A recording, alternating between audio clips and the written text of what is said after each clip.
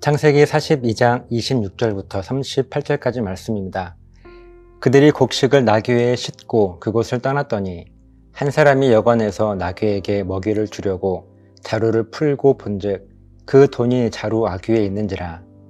그가 그 형제에게 말하되 내 돈을 도로 넣었도다. 보라, 자루 속에 있도다. 이에 그들이 혼이 나서 떨며 서로 돌아보며 말하되 하나님이 어찌하여 이런 일을 우리에게 행하셨는가 하고, 그들이 가나안 땅에 돌아와 그들의 아버지 야곱에게 이르러 그들이 당한 일을 자세히 알리어 아뢰되 그 땅의 주인인 그 사람이 엄하게 우리에게 말씀하고 우리를 그 땅에 대한 정탐꾼으로 여기기로 우리가 그에게 이르되 우리는 확실한 자들이요 정탐꾼이 아니니이다. 우리는 한 아버지의 아들 12 형제로서 하나는 없어지고 막내는 오늘 우리 아버지와 함께 가나안 땅에 있나이다 하였더니, 그 땅의 주인인 그 사람이 우리에게 이르되 내가 이같이 하여 너희가 확실한 자들임을 알리니 너희 형제 중에 하나를 내게 두고 양식을 가지고 가서 너희 집안의 굶주림을 구하고 너희 막내 아우를 내게로 데려오라. 그러면 너희가 정탐꾼이 아니오 확실한 자들임을 내가 알고 너희 형제를 너희에게 돌리리니 너희가 이 나라에서 무역하리라 하더이다 하고, 각기 자루를 쏟고 본즉 각 사람의 돈뭉치가 그 자루 속에 있는지라. 그들과 그들의 아버지가 돈뭉치를 보고 다 두려워하더니 그들의 아버지 야곱이 그들에게 이르되 너희가 나에게 내 자식들을 잃게 하도다. 요셉도 없어졌고 시므온도 없어졌거늘 베냐민을 또 빼앗아 가고자 하니 이는 다 나를 해롭게 함이로다. 르우벤이 그의 아버지에게 말하여 이르되 내가 그를 아버지께로 데리고 오지 아니하거든 내 두 아들을 죽이소서. 그를 내 손에 맡기소서. 내가 그를 아버지께로 데리고 돌아오리이다. 야곱이 이르되 내 아들은 너희와 함께 내려가지 못하리니 그의 형은 죽고 그만 남았음이라. 만일 너희가 가는 길에서 재난이 그에게 미치면 너희가 내 흰머리를 슬퍼하며 수올로 내려가게 함이 되리라. 아멘. 계속해서 말씀을 드리지만요, 요셉은 지금 이 모든 상황을 분명하게 정확하게 파악하고 있습니다. 그러나 요셉의 형들은 지금 자기들이 처한 상황에 대해서 제대로 파악하지 못하고 있기 때문에 그들은 계속 두려워하고 있습니다. 그렇게 요셉은 시므온 한 사람만 애굽에 남겨두고 모든 형들을 고향으로 돌려보내 굶주려 있는 가족들을 먹이고 막내 동생 베냐민을 다시 데려오도록 합니다. 그러면서 오늘 본문이 이어집니다. 26절부터 28절까지 말씀을 요약해 보면요, 요셉의 형들은 나귀에 곡식을 싣고 가나안 땅으로 출발을 합니다. 그들이 가나안 땅으로 가는 길에 숙소에 잠시 쉬어 가려고 나귀에게 물을 주는데요, 나귀에 실려있던 자루에 돈이 들어있는 거예요. 분명히 곡식값으로 지불했었어야 할 돈이 이 곡식 자루에 들어있으니 요셉의 형제들은 매우 놀랐습니다. 가뜩이나 정탐꾼으로 몰려 곤욕을 치르고 왔는데 또다시 억울한 누명을 쓸 것을 생각하니 눈앞이 깜깜했습니다. 우리가 함께 나누었던 말씀들을 통해서 우리가 깨달은 것이 있다면, 요셉의 형들에게 이 진실이라고 하는 것은요, 요셉이 형들을 생각해서 곡식값을 받지 않고 그 곡식 주머니에 다시 넣어준 것인데, 이들은 억울한 누명을 쓸 것이라고 하는 이 사실 때문에 거기에 매여서 두려워하고 있는 것이죠. 그렇게 이들은 가나안 땅, 아버지 야곱의 집에 도착을 합니다. 또 29절부터 34절까지의 말씀을 정리하면요, 요셉의 형들은 아버지 야곱에게 이집트에서 있었던 그 모든 일들을요 아주 상세하게 이야기를 해줍니다. 그래서 지금 시므온은 애굽에 남겨두고 애굽의 총리가 싸준 곡식들을 가지고 돌아왔고, 이제 다시 막내 동생 르우벤을 데리고 애굽으로 가야 거기에 갇혀있는 시므온을 다시 데리고 올 수 있다고 아버지에게 설명을 하죠. 35절입니다. 각기의 자루를 쏟고 본즉 각 사람의 돈뭉치가 그 자루 속에 있는지라. 그들과 그들의 아버지가 돈뭉치를 보고 다 두려워하더니. 여러 가지로 혼란스러운 사건들로 두려워하고 불안해하고 있는 야곱의 아들들은요, 이제 애굽에서 가져온 곡식을 정리하기 위해서 모든 자루를 다 풀어보는데요, 그 속에 처음 가져갔던 곡식을 사기 위해 준비했던 그 돈 뭉치가 그대로 담겨 있는 것입니다. 야곱과 그의 아들들은 이 돈 뭉치를 보자마자 순간 까무러칩니다. 그리고 이제 다시 애굽으로 돌아가면 분명히 자기들을 가나안 땅의 정탐꾼으로 몰았던 그 애굽의 총리가 또 자기들을 돈을 훔친 도둑으로 몰아세울 것이 뻔했기 때문이죠. 너무 겁이 나서 다시 애굽으로 돌아가지 않으려 해도 남겨두고 온 형제 시므온이 있었기 때문에 어떻게든 다시 돌아가야 하는 상황이었습니다. 36절입니다. 그들의 아버지 야곱이 그들에게 이르되 너희가 나에게 내 자식들을 잃게 하도다. 요셉도 없어졌고 시므온도 없어졌거늘 베냐민을 또 빼앗아 가고자 하니 이는 다 나를 해롭게 함이로다. 요셉의 아버지 야곱은요, 몹시 두려웠습니다. 지난날, 그러니까 15년 전에 그 피 묻은 요셉의 채색옷을 보았을 때의 기억이 갑자기 떠올라서 더 불안하고 두려웠습니다. 그래서 야곱은 아들들을 원망하기 시작해요. 이 녀석들아, 너희들이 내 자식들을 모두 잃게 하는구나. 처음엔 요셉을 잃어버리게 하더니 지금은 시므온도 없어졌고 이제는 베냐민까지 또 잃어버리게 하는구나. 이렇게 아들들을 원망합니다.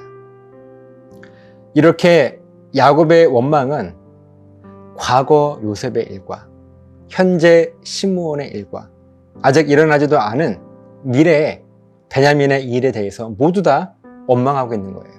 과거와 현재와 미래를 다 원망하고 있습니다. 이때 큰 형 르우벤이 말하죠. 37절입니다. 르우벤이 그의 아버지에게 말하여 이르되 내가 그를 아버지께로 데리고 오지 아니하거든 내 두 아들을 죽이소서 그를 내 손에 맡기소서 내가 그를 아버지께로 데리고 돌아오리이다. 아버지의 절규를 바라보며 이 큰아들 르우벤은 결심한 듯 아버지 야곱에게 선언합니다.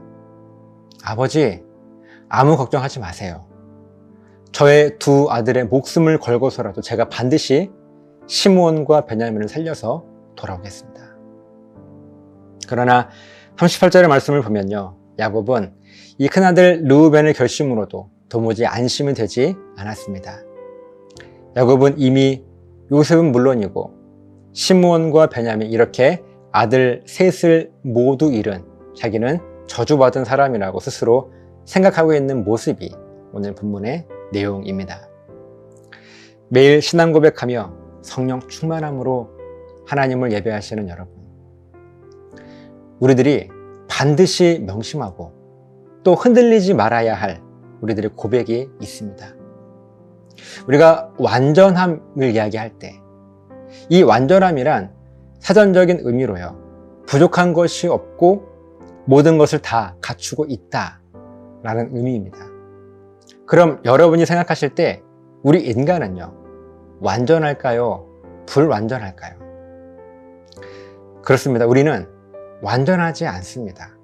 우리 인간은요, 불완전합니다. 그럼요, 하나님은 완전하실까요? 불완전하실까요?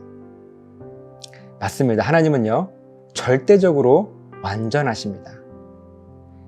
그렇다면 우리들이 믿고 의지해야 할 진리는 우리 인간의 불완전함이겠습니까?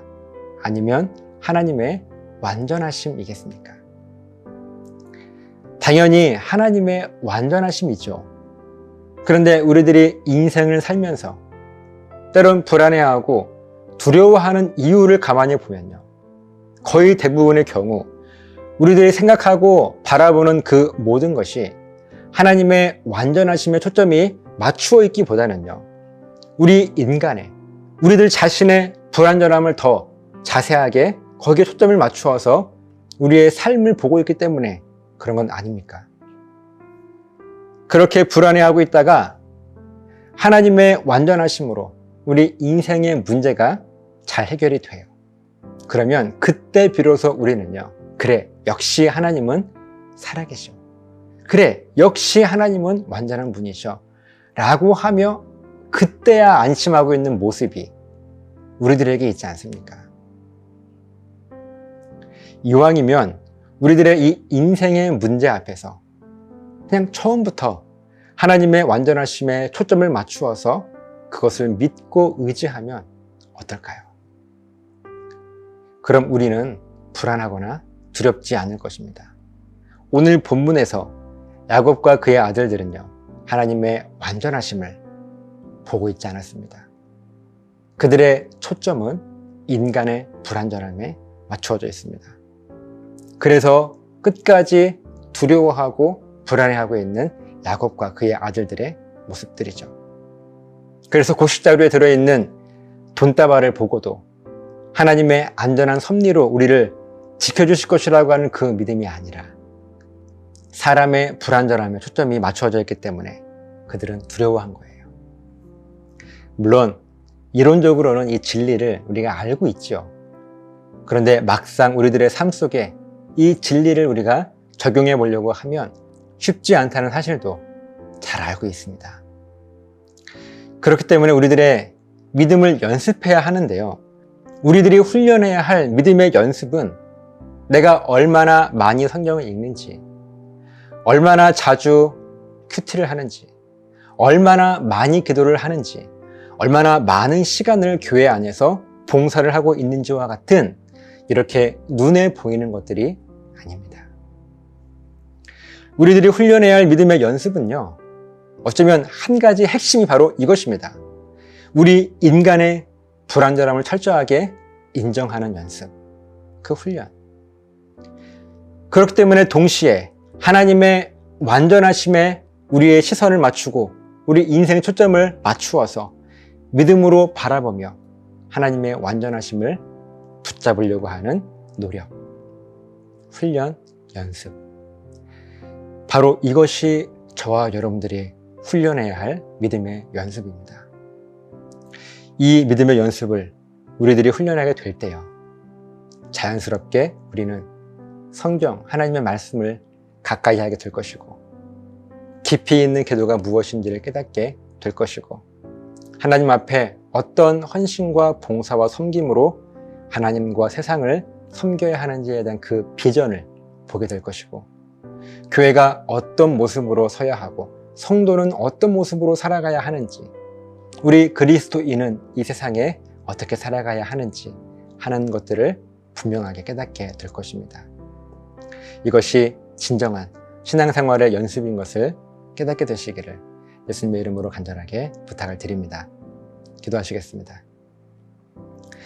하나님, 우리들이 이 시대를 살아가며 참 신앙인으로서 신앙생활에 믿음의 훈련과 연습을 해야 할 텐데, 눈에 보여지는 것들, 그런 형식에 얽매여 있는 것이 아니라 어쩌면 그 속에 있는 가장 중요한 그 본질, 우리 인간은 불완전하고 하나님은 완전하시기 때문에 우리의 시선은 어떤 상황에서라도 하나님의 완전하심에 초점을 맞춰야 한다는 그 고백이 우리 삶 가운데 있도록 도와주셔서 온전한 믿음으로 이 땅을 승리하며 살아갈 수 있도록 도와주셔서 감사드리며 축복하며 예수님 이름으로 기도드리옵나이다. 아멘.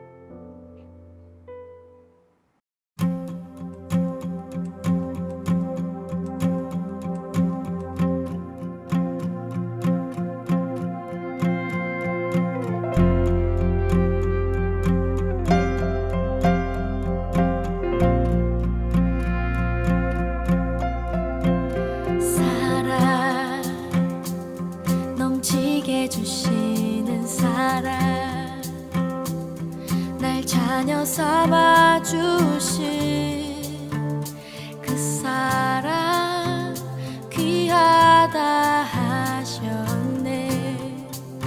그 사랑 세상이 본 적 없네. 주가 우리 죄 위하여 십자가 달리사 죽기까지 사랑하셨네. 사랑, 내 죄보다 크신 사랑, 온유하고 겸손